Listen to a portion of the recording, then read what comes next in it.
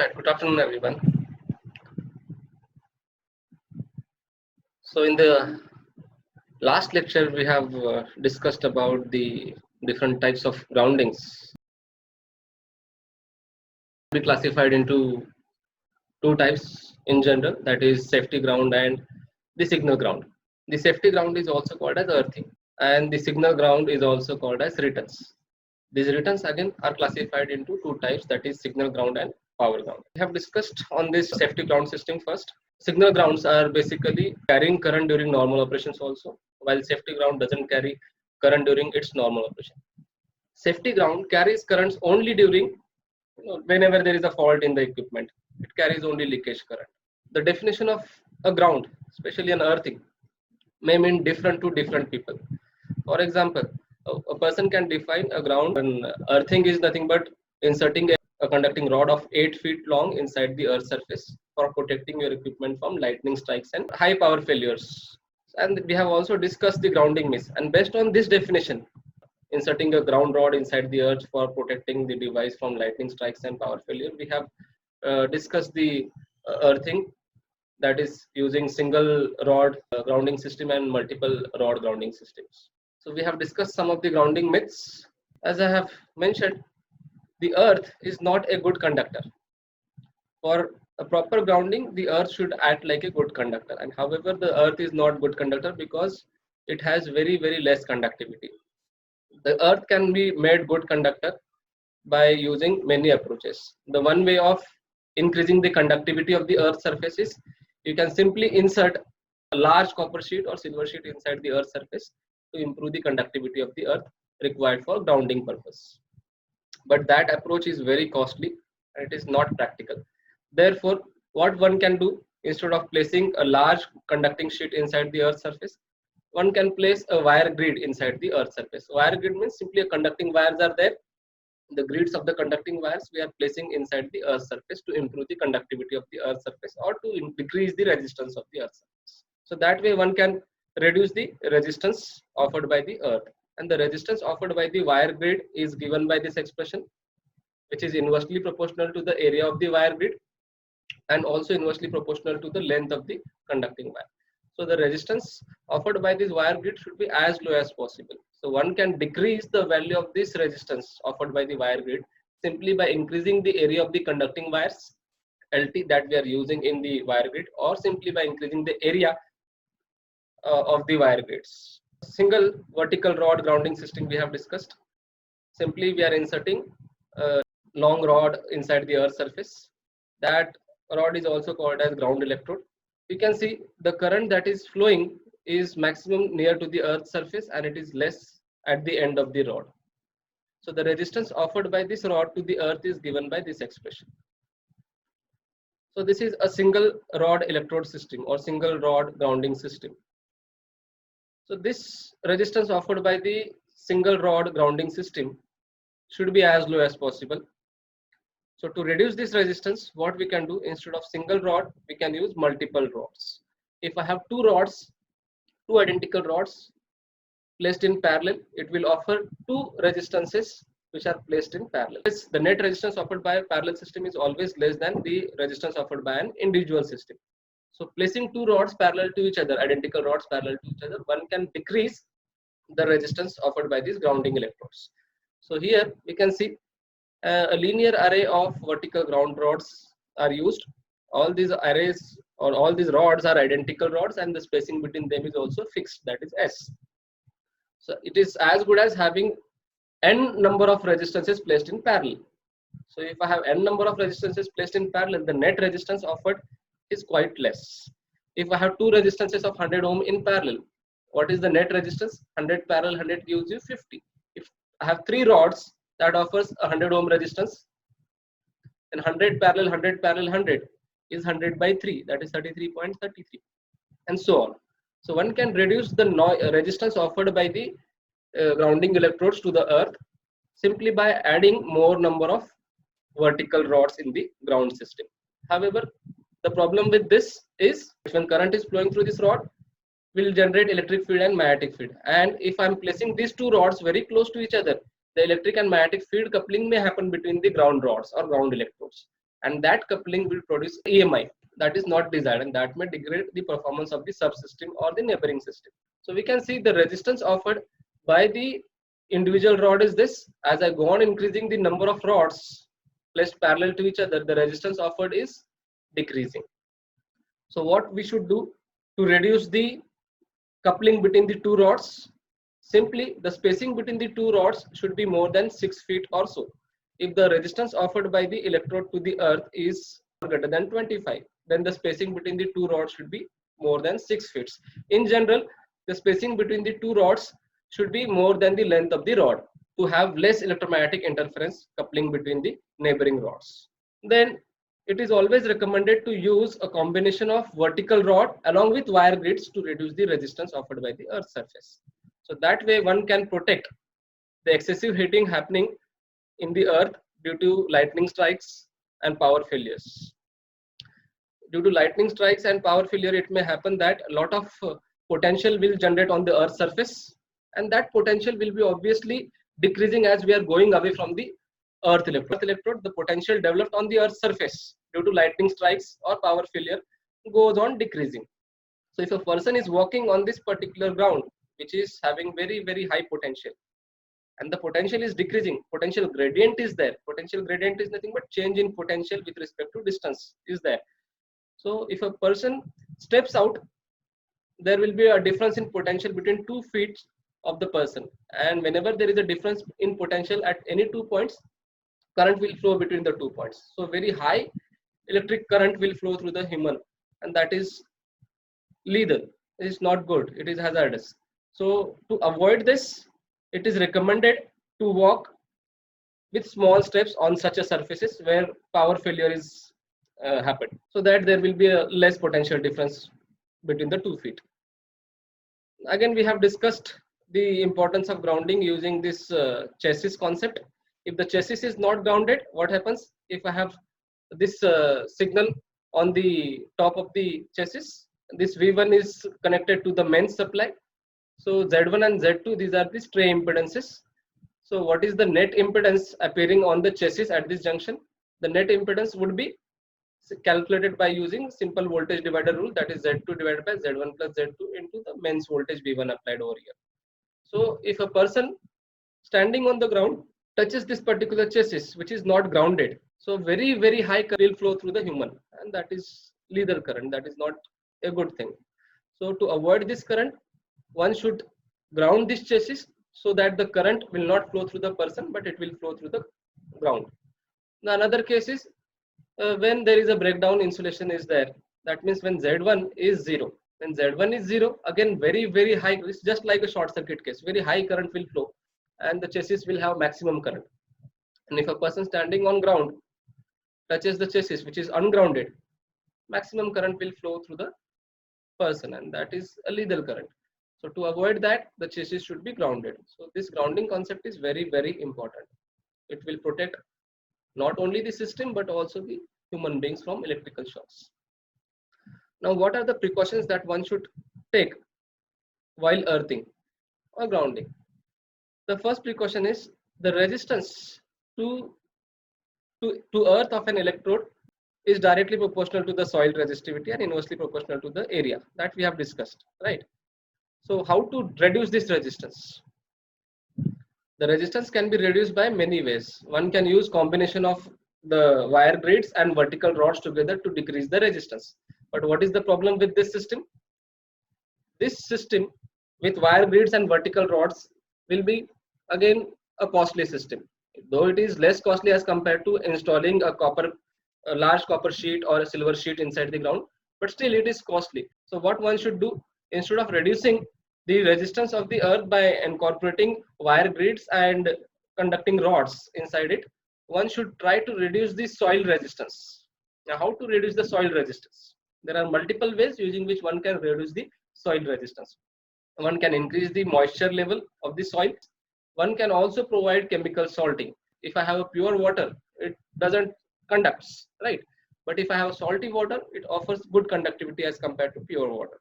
So to improve the conductivity, we are adding salts. So chemical salting is a process using which one can add a salt in the earth especially near the ground electrode where the current is flowing, to improve the conductivity of the earth in that region. So different types of chemicals are used to improve the conductivity of the earth or to decrease the soil resistance. The chemicals such as magnesium sulfate, please remember these chemicals are written in their order of preference. The magnesium sulfate is most commonly used. Copper sulfate, calcium chloride, sodium chloride, potassium nitrate. These are some of the chemicals using which one can improve the conductivity of the earth or one can decrease the resistance of the earth. However, magnesium sulfate is the most commonly used chemical material to improve the conductivity of the earth's surface because of its low cost, and it offers very high electrical conductivity, and at the same time it offers less corrosive effects on the ground electrode placed next to it. Therefore, magnesium sulfate is preferred over other chemical materials. So how to achieve this chemical salting? In villages and many of the cities, what they are doing, they are simply digging a spherical hole of 1 feet long inside the earth, and they are inserting, you can see this is a spherical trench, they are digging inside the earth and they are inserting the chemical salt, magnesium sulfate specifically, and they are watering it to increase the moisture level. That will again increase the conductivity, and they are covering this particular portion with soil. This particular portion will have very high conductivity. In short, it will offer very less resistance, wherein we are placing the vertical rods for grounding purpose. So that way one can reduce the soil resistance or one can increase the conductivity of the earth where electrode is placed. So this is the approach which is less costly as compared to inserting the wire grids, long wire grids inside the earth surface with vertical rods. Therefore, it is recommended to use this approach. Then other thing is cathode protection and corrosion reduction. Now, whichever conductor that you are using for grounding, obviously all conductors are made up of metals are subject to corrosions. So to reduce the corrosion, what one should do? One should use a metal that is least active in electrochemical activities. So the electrochemical activities of different metals is shown over here. The gold material, which is at the last position in this table, is least active in electrochemical activities. You can see it is having least value, minus 1.5. Therefore, it is offering a least corrosion. So one can use gold material in ground electrode system, but the problem with gold material and silver material is the cost will increase significantly. So it is not cost effective. So one can go for copper. Copper is again costly. So in general, in most of the grounding system, tin or lead material is used to reduce the corrosion in the metals. Then the next thing that we should consider while earthing is the material size, coating methods of bond. The copper wires are generally recommended for constructions of wire grids because they are offering less corrosion, they are corrosion resistant, and the conductivity is also very good. So generally copper wire is preferred in wire grids to offer a good conductivity and less resistance of the earth. But the problem is the joints of the wire grids should be connected with a material which is galvanically compatible. If I am connecting the two junctions where two conductors are crossing each other on the grid with different material, so two different material will have different potentials, and that may cause potential difference between the two materials, cause the current to flow, and a potential drop will exist at the junction where welding has been done. So whenever there is a wire crossing, those wire crossings should be welded, and make sure that you are using either same copper material for welding, or if you are using any other material, that material should be galvanically compatible to the copper so as to avoid the potential difference between the two conductors. That will again cause the development of EMF on the junction where we are connecting the two conductors, and that is nothing but EMI. That is not desired. So those are the things that you should consider while earthing. Then this is about earthing, that is generally used for safety purpose. Now the next type of grounding is signal grounding, which is also called as return. What is this signal ground? The signal ground basically offers a low impedance path for a current to return to the source. Now to understand this concept, let us consider a conductor. A conductor offers certain impedance. In general, what do we say? The resistance offered by the conducting wire. A conducting wire is there. What is the resistance offered by this conducting wire?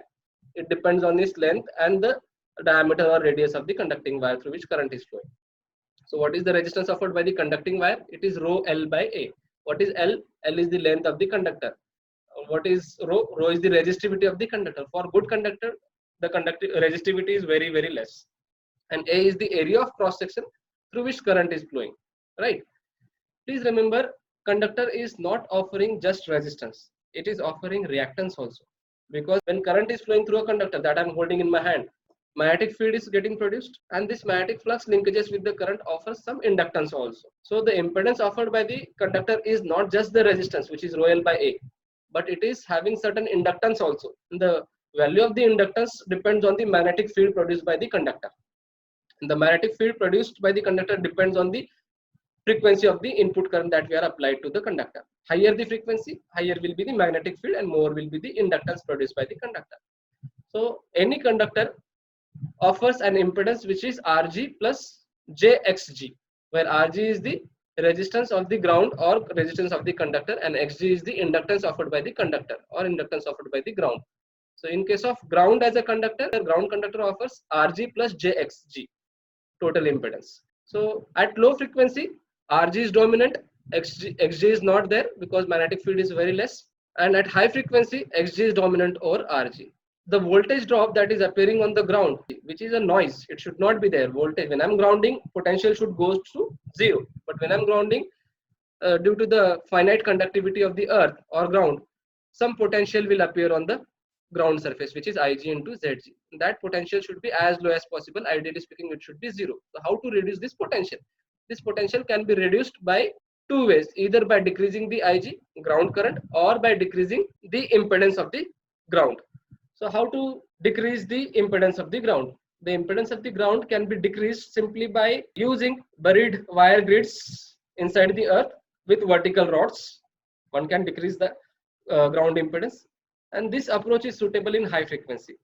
And one can decrease the ground current is by forcing the ground current to flow in desired path where we are getting the minimum value of the ground current. So we can force the ground current to flow through a desired path so that the ground current offered by that particular path will be least one. At low frequency, resistance Rg is dominant, whereas at high frequency, the inductance Lg is dominant. Consider a both-sided PCB where the trace, signal trace is there on the top side, you can see, and the bottom side of this PCB is fully grounded. So how the current will flow from point A to point B? Current will always follow a least resistance path, something like this. It is flowing through the conductor, right? But at low frequency, this, as I have mentioned, signal grounding is different at low frequency from high frequency, because at low frequency resistance is dominant and at high frequency inductance is dominant. So how the current will flow between 2 points A and B at low frequency? Please remember, this A and B are connected to ground using conical wires. So how the current will flow from point A to point B at low frequency? It will take the least path of resistance, and this is this path, you can see. So the current that is flowing on the ground is this, which is taking the shortest path where the least resistance is there. So this is the ground current flow at low frequency. And how does the ground current flows at high frequency? The current flows directly under the signal trace, you can see here, from point A to point B. So that is the difference in current flow at low frequency and high frequency. Signal grounding is classified into 3 types further. 3 types are single point grounding, multi-point grounding, and hybrid grounding. So we'll discuss the single point grounding first. The single point grounding means, if can see from this figure, 3 equipments are there, or 3 subsystems of an equipments are there, 1, 2, 3, which are grounded at a single point to the earth using a single cable. So these 3 equipments are connected in series and they are connected together to a single ground point. So this is a single point grounding system in series connection. Whereas in this case, we have 3 equipments and they are grounded at a single point, but by using 3 different wires which are parallel to each other. So this is the system, which is again single point grounding system in parallel connection. So what do you think, which system offers more advantages? So if I'm talking about this series connection, what will happen? These are the ground electrodes from equipment 1, 2, and 3. The current that is flowing from these ground electrodes, which are connected to 3 different equipments, are different currents, and the resistances offered by these 3 ground rods may be same or may not be same. So what will happen by such a connection? So voltage drop will appear at these points. This is say point A, point B and point C. So different voltages will appear at point B, point A and point C, and due to the differences in potential, current will flow between the neighboring equipments, and that is nothing but an EMI. So grounding is to reduce the EMI. Unfortunately, in this case, due to the potential difference happening in the different points in series connection, the noise is getting added into the neighboring equipment. That is not desired thing. So a single point grounding system in series connection offers lot of noise, lot of common mode coupling. That is not desired. So single point grounding system in series connection is easier to implement as compared to parallel connection, because all the devices we are connected in series and we are connecting them together to a ground system. So it is a very simple system. Whereas in this case, we have to maintain the 3 wires in parallel and they have to be connected to a ground. So this is okay to use when the number of devices or number of equipments are less, 2 or 3. But if I have said number of equipments are 100, so 100 wires we have to place in parallel combination, and the length of the wire, the 50th element on this side and the 50th element on this side, will be quite larger. And if the length of the wire is large enough, that wire will start behaving like an antenna, because length of the wire at low frequency also will become comparable to the wavelength in that case, and that particular wire will start behaving like a monopole antenna. And because of that, again, coupling, this radiation generated by these wires, long cables, will get induced into the neighboring cables, and that will again produce EMI, which is not desired thing. So please remember, these circuits are suitable where length of the conducting wires are much smaller than lambda by 20. And this single point grounding is suitable at low frequency only. Why it is suitable at low frequency? Especially it is suitable for frequencies below 100 kilohertz. This limit can be pushed maximum up to 1 megahertz. If what happens if I am using this system at 1 megahertz? What is the wavelength at 1 megahertz? In free space, C by F, 3 into 10 to the power 8 divided by F, which is 1 megahertz. It comes out to be 300 meters. What is the length of the monopole antenna? Lambda by 4. So lambda is 300 meters at 1 megahertz in free space.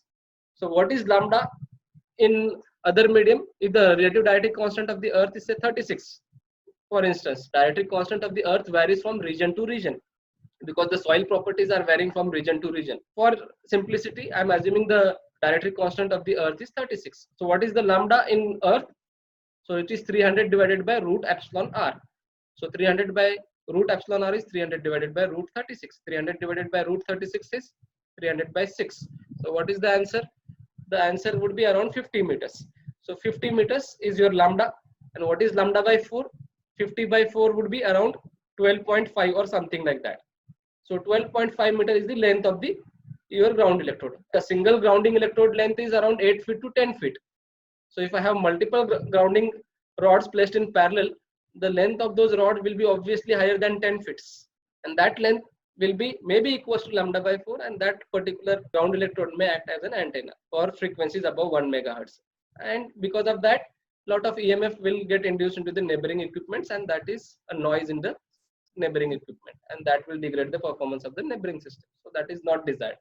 So these systems are suitable only at low frequencies where length of the circuit is less than lambda. So a multi-point grounding system is exactly opposite to single point grounding system, which is suitable only at high frequencies. So what to do in a situation where we have signals components with low frequency also and at high frequency also? We may have devices where we'll be dealing with low frequency as well as high frequency components. So what to do in such a system? So this multi-point grounding is suitable in high frequency only. So if I have a device where the signal component consists of low frequency components also and high frequency components also, in that case I should go for hybrid grounding. So what is hybrid grounding? We'll talk about hybrid grounding. So equipment 1, 2, 3 are connected in series using these capacitors. Stray capacitance is also there, but generally to achieve hybrid grounding, a physical capacitance of 47 nanohenry is placed over here. So value of this capacitor is 47 nanofarad. So how this system works? At low frequency, what is the capacitive reactance? At low frequency, Xc is inversely, which is 1 upon J2 pi Fc, which is inversely proportional to frequency. So lower is the frequency, higher is the Xc. So current will not flow through this particular capacitance at low frequency, because this capacitance is offering very, very high resistance. So it is just like a high pass filter. Adding a capacitance on this particular path is nothing but just like a high pass filter. So current will not flow from this path at low frequency. Current will flow through this path. So we'll be having a single, all these elements are connected in series, and it is grounded at this point at low frequency, because current will not flow this through this capacitance. So this capacitance will act as an open circuit point. So this is a single point system at low frequency. While when a high frequency current is flowing, what will happen? Capacitive reactance offered by this capacitor will be very low. So current will start flowing through these capacitances and will be having multiple grounding system. Same is the case with this. So this is using inductor. So one can achieve single point grounding as well as multiple point grounding system together by adding a simple inductor or capacitor in the ground electrode. When I'm adding shunt capacitor, the shunt capacitor acts as a high pass filter, while this inductor acts as a low pass filter. So by appropriately adding the inductances of appropriate values, one can achieve single point grounding and multiple point grounding together.